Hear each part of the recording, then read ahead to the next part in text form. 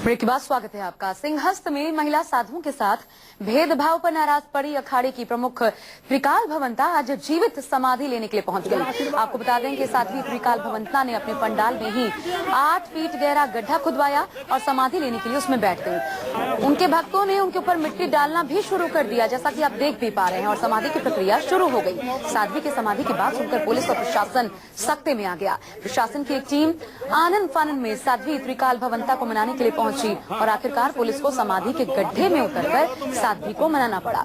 साध्वी की मांग है कि उनका परी अखाड़ा महिला संतों का देश में एकमात्र अखाड़ा है और इसे भी 13 मान्यता प्राप्त अखाड़ों की तरह दर्जा दिया जाए। चलिए और ज्यादा जानकारी के लिए सीधा रुख करते हैं। हमारे साथ हमारे संवाददाता जुड़ चुके हैं ज्यादा जानकारी के साथ। आनंद निगम, आनंद, किन बातों को लेकर भेदभाव का मुद्दा उठाया, किस बात का विरोध यहाँ?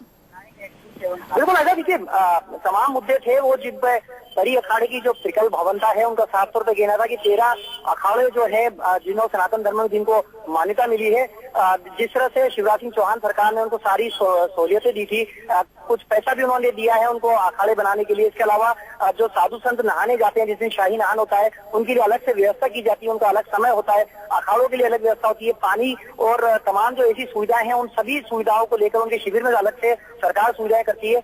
वो सारी सुविधाओं को लेकर त्रिकाल भवंता नाराज दिखी है प्रशासन से, और आज ये नाराजगी का कारण बना है कि वो जो त्रिकाल भवंता है आज उन्होंने इतना बड़ा कदम उठाया और उन्होंने समाधि लेने की बात कर दी। जी अशोक। आनंद, क्या कहना है दूसरे अखाड़ों का? महिला अखाड़ा क्यों नहीं हो सकता? क्या ये कोई नियम है या इसके पीछे कोई और कारण?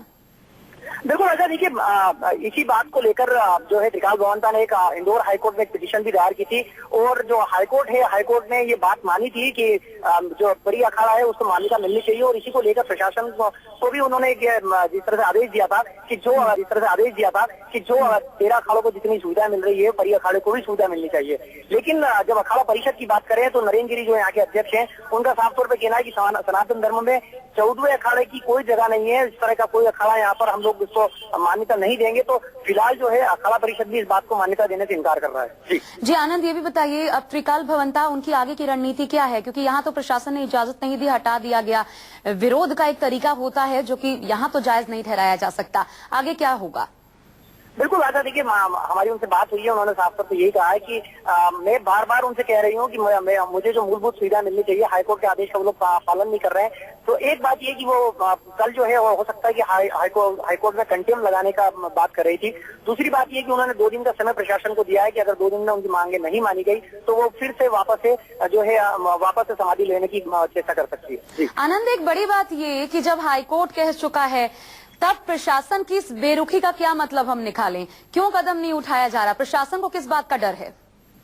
बिल्कुल आजा, देखिए यही बात हमने भी प्रशासन के जो नुमाइंदे हैं उनसे बात की है।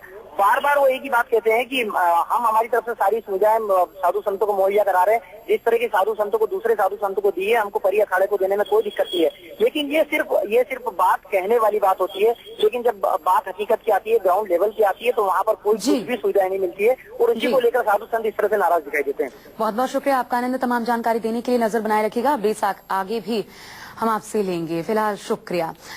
और चलिए खबरों के साथ इस बुलेटिन में बस इतना ही। यहाँ रुक ब्रेक के लिए। ब्रेक के बाद आगे आप देखिए सबसे बड़ा सवाल, जिसमें आज चर्चा करेंगे कि क्या मोदी सरकार की कूटनीति को बार बार मात दे रहा है पाकिस्तान, और क्या भारत पाकिस्तान को जरूरत से ज्यादा मौके दे रहा है।